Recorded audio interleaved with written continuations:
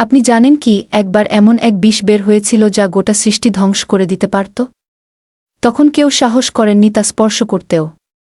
কিন্তু তখনই এগিয়ে এলেন তিনি, মহাদেব। হ্যাঁ, সেই ঘটনার পরই তিনি নীলকণ্ঠ নামে পরিচিত হন। আজ শুনুন সেই আশ্চর্য কাহিনী। অনেক অনেক বছর আগে দেবতা ও অসুররা মিলে সমুদ্র মন্থন করছিলেন। তাদের লক্ষ্য ছিল অমৃত, যা অমরত্ব দেয়।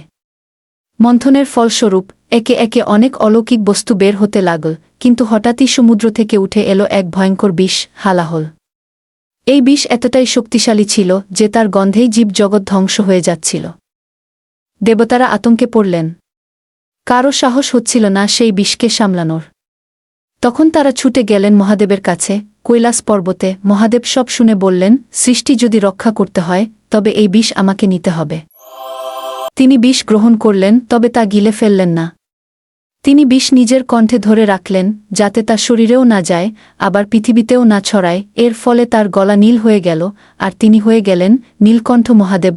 আজও মহাদেবের এই ত্যাগ আমাদের মনে করিয়ে দেয়, তিনি শুধু ধ্বংসের দেবতা নন, তিনি রক্ষারও প্রতীক। ওম নমঃ শিবায়। আজও মহাদেবের এই ত্যাগ আমাদের মনে করিয়ে দেয়, তিনি শুধু ধ্বংসের দেবতা নন, তিনি রক্ষারও প্রতীক। ওম নমঃ শিবায়।